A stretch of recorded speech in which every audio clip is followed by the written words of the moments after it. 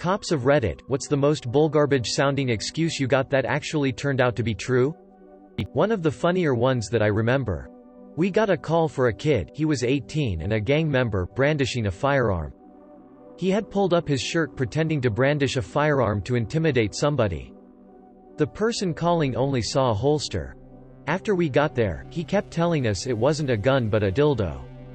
We took him down at gunpoint and he was right. He was walking around with a holstered, black dildo. Why? Because he could. Haha. Okay, so legit answer. One night I'm out working, and as I go down the street, fairly nice middle-class area surrounded by some high-crime neighborhoods, around midnight I see a dude on a bike, no lights on, pulling a lawnmower behind him on a rope. I immediately flip a 180 and light him up. Recognize the guy as a local homeless dude with some prior burglary, theft arrests. I walk up and just open with "Dude, come on." Guy holds his hands out and swears he didn't steal the lawnmower. Claims someone just gave it to him. I ask who, and he doesn't know a name. So I demand he tell me where to find said lawnmower owner. The directions he gave were literally, go that way a bit then right at a stop sign, and take one of those side streets that way. It's about halfway down a street, at a house that has a pickup and a car in the driveway. By this point backup had arrived, so I leave him in the presence of backup, and drive off in search of his mythical donor of lawn equipment. I made a decent guess as to the first turn, then flipped a mental coin as to which of the next 3 side streets he would have gone down. I pick the second of the 3 streets, and start down it. Every other fluffing house has a truck and car combo. There must have been a dozen houses that matched the description. Halfway down, I see an average-looking house and go, I'll try this one. After all, it's midnight and this is a wild goose chase. Go up, ring the doorbell. Middle-aged dude comes to the door. Hello sir, have you been giving away lawnmowers to random sketchy homeless guys at midnight today? Yes. As a matter of fact, he had. Homeowner goes on to complain to me that his wife was upset as his continual inability to get the mower running, and had ordered him with some severity to remove the mower from the house or face the consequences. He pushed it to the curb right as homeless guy rode by, and the latter had asked and received his permission to take it. I drove back in shock and amazement. Apologized to homeless guy, and sent him on his way. A few months later we ran into each other at a nearby gas station, and he told me it turned out just to need a new spark plug, and that he had gotten it running again, before going on to sell it for $150 to someone. For years after, whenever I would run into him, he would always make sure to remind me of the money he made from selling that stolen lawnmower. Lol. Had a domestic in progress I responded to during Christmas Day, and the excuse for them fighting was, we're not mad at each other, we're just upset because we wanted to surprise the kids for Christmas, we got some deer, dressed them up, now they're destroying our house.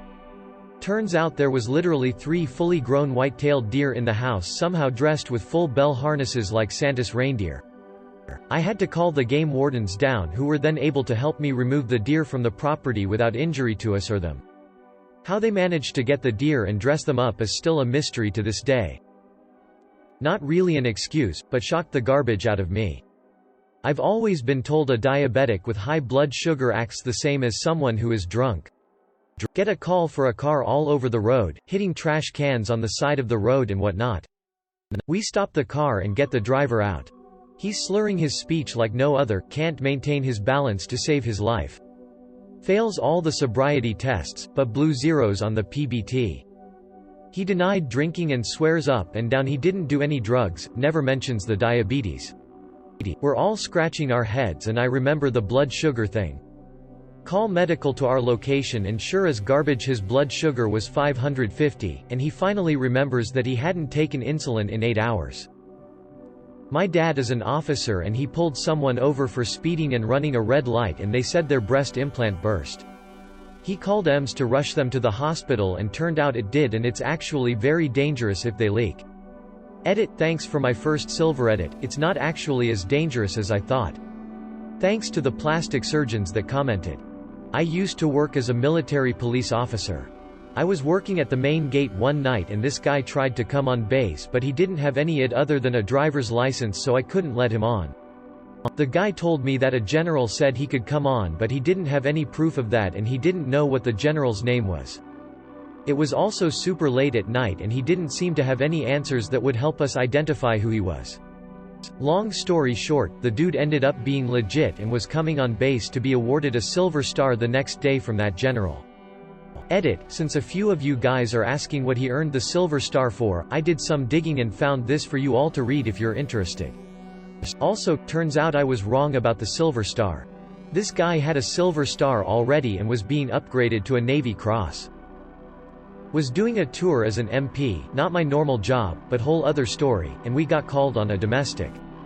At the house, there is this huge corn-fed guy about 6 feet 4 inches and 275, and a petite Asian girl about 4'10" and 95 pounds soaking wet.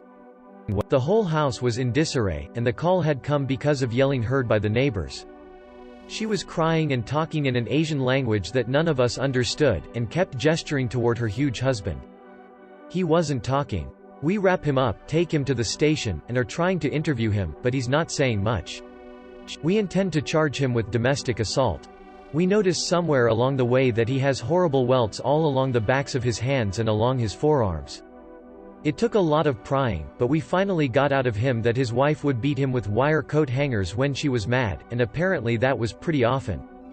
He was too embarrassed to admit to anybody that he was being abused by his wife who was less than a third of his size. We finally got it straightened out, turned her over to the local police, and barred her from base. Hopefully the guy got the help he needed. Not a cop. Family friend was. Pulled a guy over who was speeding profusely. Guy was obviously disheveled. He said he was headed to the hospital because he had a tick on his slong. Cop was confused, but he escorted him there, then waited in the lobby to check on him, see if he was blowing smoke. After a while, he asked the desk what was going on, why it took so long to take a tick off his slong. Her reply, it wasn't on it. It was in it. Quote, former cop here. I was behind a vehicle that couldn't stay in the lane, kept swerving, etc. It was 1 a.m., and I think another drunk idiot on the road. Pull him over, guy is a straight-up butt to me. Cursed me out, yelling at me, and I notice his speech is slurred. I get him out to car, and I can smell a fruity smell on his breath and he has to lean against the car for support. I ask him how much he had to drink and he tells me to fluff off. By this point I'm ready to bring him in for a Dewey, but I just had a feeling something wasn't right. I called EMS to come check him, blood sugar was at 40. Not drunk, just a diabetic. If I would have arrested him, he probably would have died before I finished the paperwork. Go with your gut if something doesn't seem right. My first ever real call was for a flasher at the local park. When I got there and finally found him, it was a mentally impaired young man 16 to 17 who had a pair of headphones on in a full Pooh Bear. I said, hey man, come here, what the hell is going on? You know you have to keep your pants on, especially at the park. He goes on to tell me he had bad itching down his pants and couldn't take it anymore, so he had to rip his pants off and was running home to get help. I said, come on, you couldn't make it home first? He said no, I had ants in my pants. As sure as garbage, according to more than one witness's account, he had been sitting in a sandbox playing at the park and accidentally on a nest of red ants that had crawled up his pant legs. Popped a college kid for garbage tea driving and pulled 100 grams of weed off of him. Also, a 1-pound glass pipe shaped like a huge nail. No biggie. Also find weed under the other college kids in the car. Driver falls on the sword and tells me all of it is his and lets his friends walk free. I like this kid. However, during the search we find packaged addies in the cellophane of a cigarette pack with the top melted closed. Less than Goddardnet intensifies greater than. Ask kid if he's dealing addies at school. Tell him I'm aware of the prescription pill epidemic. He says no and spins a huge yarn about how he only carries a few on him because he's had his orange pill bottle stolen so many times. Kid seems like a pretty good dude. I decided to take the X-Files approach. Supervisor tells me pursue charges for dealing. Blah blah blah. I tell the kid he has one chance to prove he's telling the truth. Shows me the broken glass under his driver's seat from a vehicle burglary. Gotta do better. I follow behind him back to his dorm, he lets me in and shows me the busted footlocker he kept them in under his bed. Dunno. Kinda weak. Supervisor's telling me to hurry in and drop the axe. Tell him to do better. He calls one of the soccer team assistants up and we meet him in the locker room. Shows me the little wooden locker which has a broken lock. EHHH. Assistant coach tells me they have replaced the lock on his cabinet 3 times. Campus security has numerous reports of medicine theft from this kid. Nice. I call supervisor up and tell him I have no grounds to pursue delivery charges. Poor brother just kept getting his Adderalls jacked, and being the big dumb meatball he was, he started packaging them like that. I end up talking to his best friend, breaking up a house party a couple months later. Friend tells me kid is a stand-up guy who only uses weed due to extreme anxiety. Totally believable from my interaction with him, and has never sold anything in his life. Friend thanked me and told me his buddy spoke well of me. Friend also tells me he had to drive his buddy to the hospital a few hours after I left from a panic attack due to the whole incident. I felt bad for the kid. So now, whenever I see him smoking up in his car in the mall parking lot, I just wave. Hey, thanks for the gold, I'm honored, but it's not needed. Put it in a savings account. Money is a female doggy to get, so hold on to it. If you have to part with it, donate it to St. Jude's Children Research Hospital. They do good garbage there.